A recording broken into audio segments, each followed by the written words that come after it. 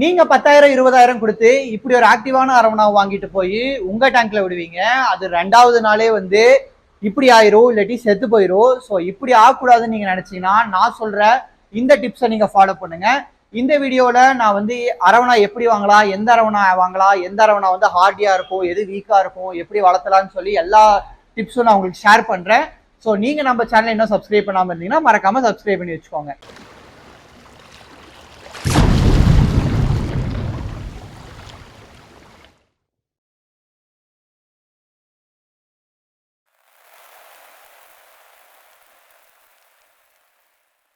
நான் பார்த்தீங்கன்னா நிறைய கஸ்டமர்ஸ்க்கு ஃபிஷஸ் அனுப்பிச்சிட்டு இருக்கேன். ஸோ அதில் அரவணாஸ் வந்து மெயினாக அனுப்பிச்சிட்டு இருக்கேன்.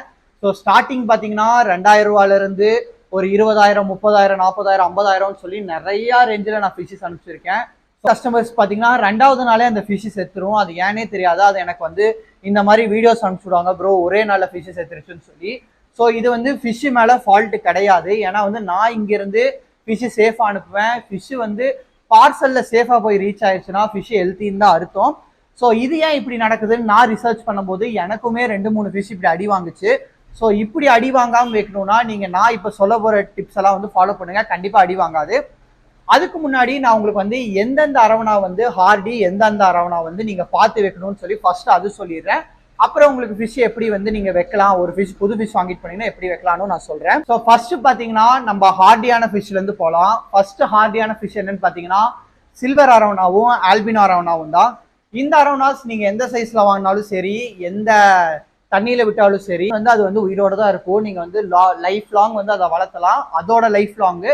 ஸோ அதோட ஏஜ் பார்த்தீங்கன்னா நான் பார்த்த வரை பார்த்தீங்கன்னா 5 to 7 years வந்து பக்காவா இருக்கும். ஸோ அதுக்கு மேலே நீங்கள் வளர்த்திருந்தீங்கன்னா கமெண்ட்ஸில் சொல்லுங்க. ஸோ சில்வர் அரவணா பார்த்தீங்கன்னா ரொம்ப பேஸ் வேரியன்ட். இப்போ யாருமே அதை லைக் பண்ணுறது இல்லை. சில்வர் அரவணா வாங்குறதுக்கு எல்லாருமே வந்து ஆல்பினோ சில்வர் அரவணா போய்க்கிறாங்க. ஸோ இது ரெண்டுலையுமே பார்த்தீங்கன்னா ஜஸ்ட் கலர் மட்டும் தான் டிஃப்ரென்ஸ்.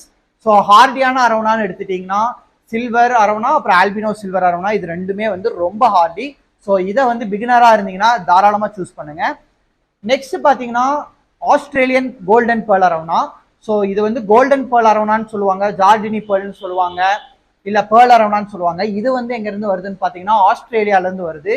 இது வந்து ரொம்பவுமே ஒரு ஹார்டியான ஃபிஷ். நீங்க என்ன பண்ணாலும் அவ்வளோ சீக்கிரம் சாகாது. இதையவே நீங்க சாகடிச்சிட்டீங்கன்னா உங்க தண்ணியில தான் பிரச்சனைன்னு அர்த்தம். ஸோ இது வந்து மோஸ்ட் ஹார்டியான ஃபிஷ். இதுவுமே பிகினர்ஸ் வந்து தாராளமா சூஸ் பண்ணலாம். இதோட பிரைஸ் ரேஞ்ச் பாத்தீங்கன்னா ஒரு 2,950 இருந்து 6,000 7,000 அதோட சைஸ் பொறுத்து போகும். ஸோ இதுவும் வந்து ரொம்ப ஹார்டியான ஃபிஷ். ஸோ இந்த 3 அரவணாவும் வந்து நீங்க பிகினரா இருந்தீங்கன்னா சில்வர், ஆல்பினோ அப்புறம் கோல்டன் பேர்ல் இது 3ம் நீங்க சூஸ் பண்ணுங்க. இப்போ வந்து கொஞ்சம் சென்சிட்டிவான அரவணான்னு பாத்தீங்கன்னா ஏசியன் அரவணாஸ். ஏசியன் அரவணாஸ் எல்லாமே சென்சிட்டிவ் தான்.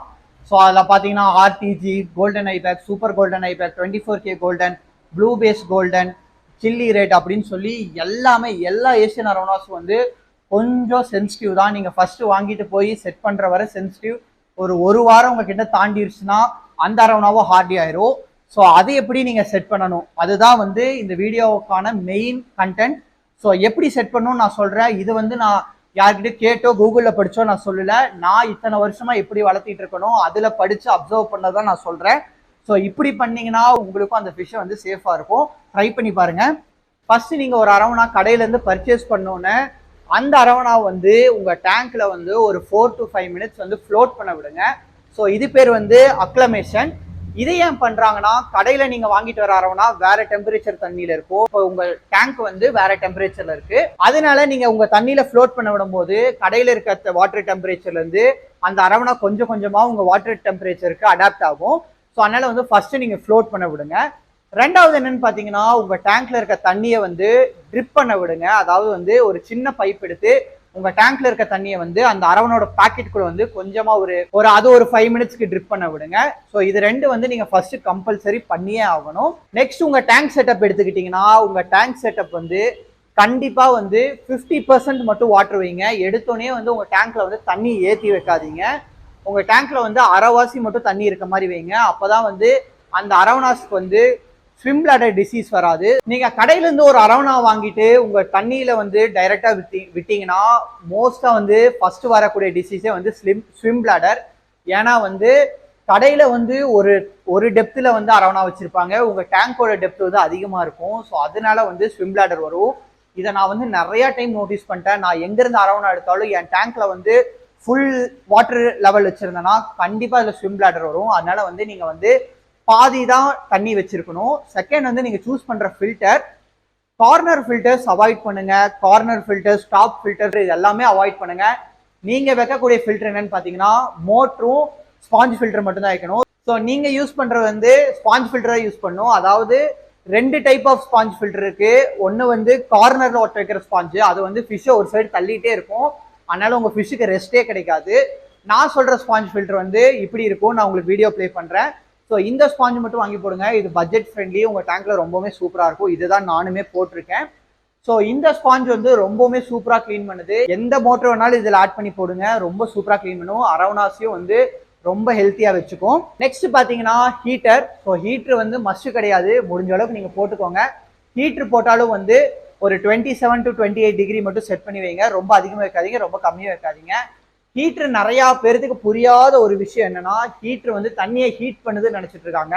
கண்டிப்பா தண்ணியை அது ஹீட் பண்ணாது. ஹீட்டரோட வேலையே பார்த்தீங்கன்னா வந்து வாட்டர் வந்து டெம்பரேச்சரை வந்து மெயின்டைன் பண்ணும். அதாவது நம்ம காலையில ஊர் சுத்தும் போது வந்து நமக்கு சூடா இருக்கும், நைட்டு ஊர் சுத்தும் போது வந்து நமக்கு குளுகுலுன்னு இருக்கும். ஆனா அது ஃபிஷ்ஷுக்கு வந்து அது செட் ஆகாது. ஸோ ஃபிஷ் வந்து ஹீட்டர்ல வச்சிருந்தீங்கன்னா அது காலில இருந்து நைட்டு வரை வந்து ஒரே டெம்பரேச்சர்ல அந்த ஹீட்டர் வந்து மெயின்டைன் பண்ணும். அதுதான் அந்த ஹீட்டரோட வேலை.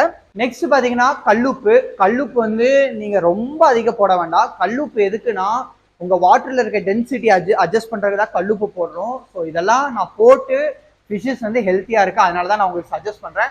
கல்லுப்பு கொஞ்சமா வந்து உங்க டேங்க்ல ஆட் பண்ணுங்க, அதாவது அரவணாஸ்க்கு மெயினா.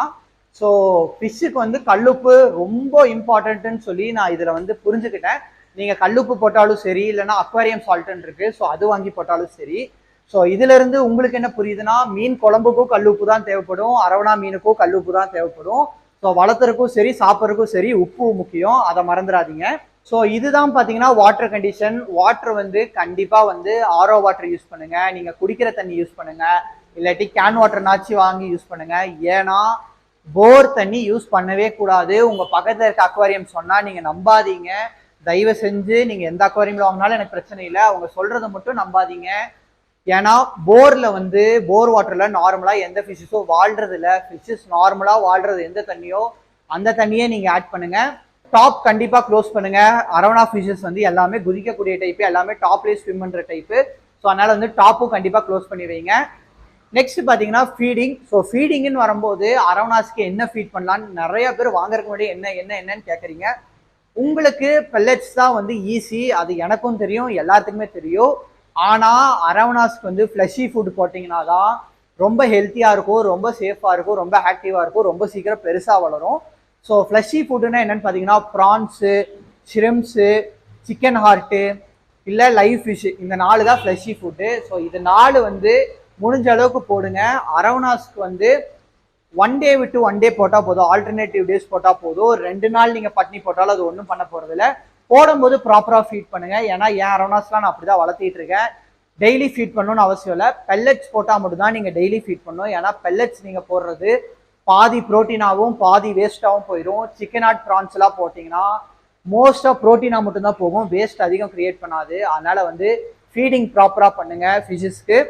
இன்னொரு பெஸ்ட் டிப் என்னன்னா, உங்க டேங்க்ல வந்து சின்ன சின்னதாக ட்ரிஃப்ட் வுட்ஸ் இருந்தால் நீங்கள் ஆட் பண்ணுங்க. ஏன்னா உட்ல இருந்து உங்களுக்கு பெனிஃபிஷியல் பாக்டீரியா ஃபார்ம் ஆகும், அதுவும் வந்து உங்க வாட்டர் கண்டிஷனிங் பண்ணும். ஸோ இதுவும் வந்து நான் யூஸ் பண்ணி பார்த்துருக்கேன், ரொம்ப சூப்பராக ரிசல்ட் தருது. ஆனால் அரவணாக்கு வந்து குச்சியா இருக்க ட்ரிஃப்ட் வுட்ஸ் வைக்காதீங்க, ஏன்னா வந்து அது போய் அடிப்படும். சும்மா சின்னதாக பிளைனா சின்ன சின்ன பீஸ் இருந்தால் ஒரு 2-3 பீஸ் போடுங்க, எந்த டேங்க்ல வேணாலும் நீங்கள் போடுங்க. ரொம்ப சூப்பராக உங்கள் வாட்டரை வந்து கண்டிஷன் பண்ணி கொடுக்கும் வுட்ஸு. நெக்ஸ்ட் பார்த்தீங்கன்னா கிரேவல். கீழே என்ன போடலாம்னு சொல்லி, கீழே வந்து கல் அவாய்ட் பண்ணிக்கோங்க, கல் வாங்காதீங்க, பெபிள்ஸ் போடவே போடாதீங்க. பெபிள்ஸ் போட்டிங்கன்னா உங்களுக்கு பாட்டமில் வந்து வேஸ்ட் போய் செட்டில் ஆகி அமோனியா ஹைக் ஆகும். நீங்கள் போட்டால் சாண்டு போடுங்க, இல்லாட்டி பேர் பாட்டம் போடுங்க. சாண்டு போட்டிங்கன்னா நீங்கள் அதை வந்து வாரம் எடுத்து கழுகவே வேண்டாம். 3 வருஷம் 4 வருஷம் ஆனாலும் அந்த சாண்ட் அப்படியே தான் இருக்கும், நீங்கள் அதை கழுகவே வேண்டாம். ஜஸ்ட் அது மேலே இருக்க அழுக்க மட்டும் நீங்கள் பைப் வச்சு எடுத்தீங்கன்னா போதும். நான் கிளீனிங் வீடியோஸும் நிறைய என்னோட யூடியூப்ல போட்டிருக்கேன், இனி வேணும்னாலும் சொல்லுங்க, நான் திரும்ப ஒரு கிளீனிங் வீடியோ போடுறேன். ஸோ ஃபைனலாக வந்து பார்த்தீங்கன்னா நீங்கள் வந்து சாண்டோ பேர் பாட்டமோ வச்சாதான் அந்த ஃபிஷ்ஷுக்கு பெஸ்ட்டு. மற்றபடி வந்து ஸ்டோன்ஸ் வைக்காதீங்க, அப்போ தான் வந்து அது ஃபீடிங்கும் ப்ராப்பராக எடுக்கும், எல்லாம் ஃபிஷ்ஷஸும் நீட்டாக இருக்கும். ஸோ அவ்வளோதான், அரவணா வளர்த்துறதை பற்றி என்னால் முடிஞ்ச அளவுக்கு நான் டிப்ஸ் அண்ட் ட்ரிக்ஸ் சொல்லிட்டேன். ஸோ இதெல்லாம் ஃபாலோ பண்ணுங்க.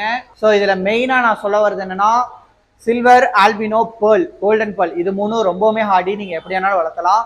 ஏசியன் அரவணாஸ், அதாவது RTG, golden highback, super I-PAC, red, blue, இதெல்லாம் எடுக்கும்போது நீங்கள் வந்து பார்த்து பார்த்து வளர்த்துங்க. ஸோ அதுவுமே பார்த்தீங்கன்னா ஃபர்ஸ்ட் ஒரு வாரம் தான் வந்து உங்களுக்கு கொஞ்சம் பயமாக இருக்கும். அந்த ஒரு வாரம் செட்டில் ஆகிட்டா அதுவுமே ஹார்டி ஆயிரும். ஸோ ஃபிஷ் டேங்க்கில் வந்து நீங்கள் 0.5% வாட்டர் வைங்க, சால்ட் மஸ்ட், ஹீட்ரு போடுங்க, ஸ்பாஞ்ச் ஃபில்ட்ரு வைங்க. அப்புறம் வந்து கிரேவலில் வந்து சாண்டு மட்டுமே போடுங்க. ஃபீடிங் நான் சொன்ன மாதிரி ஃப்ளஷி ஃபீட் மட்டும் போடுங்க. ஸோ இதெல்லாமே வந்து உங்களுக்கு யூஸ்ஃபுல்லாக இருந்துச்சான்னு சொல்லி நீங்கள் பண்ணி பார்த்துட்டு கமெண்ட்ஸில் சொல்லுங்கள். உங்களுக்கு ஏதாச்சும் டிப்ஸ் தெரிஞ்சாலும் கமெண்ட்ஸில் சொல்லுங்கள். அதுவுமே பார்க்குறவங்களுக்கு யூஸ்ஃபுல்லாக இருக்கும். ஸோ இதில் வேறு என்ன டவுட்ஸ் இருந்தாலும் கமெண்ட்ஸில் சொல்லுங்கள், நான் கண்டிப்பாக ரிப்ளை பண்ணுறேன். உங்களுக்கு ஏதாச்சும் ஃபிஷஸ் வேணும்னா இல்லை இந்த அரவணாஸ் வேணும்னா நம்ம டிஸ்கிரிப்ஷனில் இருக்க குரூப் லிங்க்ஸில் ஜாயின் பண்ணிக்கோங்க. உங்களுக்கு அதில் அப்டேட்ஸ் வந்துகிட்டே இருக்கும். எல்லா வகையான அரவணாவும் உங்களுக்கு கிடைக்கும் பெஸ்ட் ப்ரைஸில்.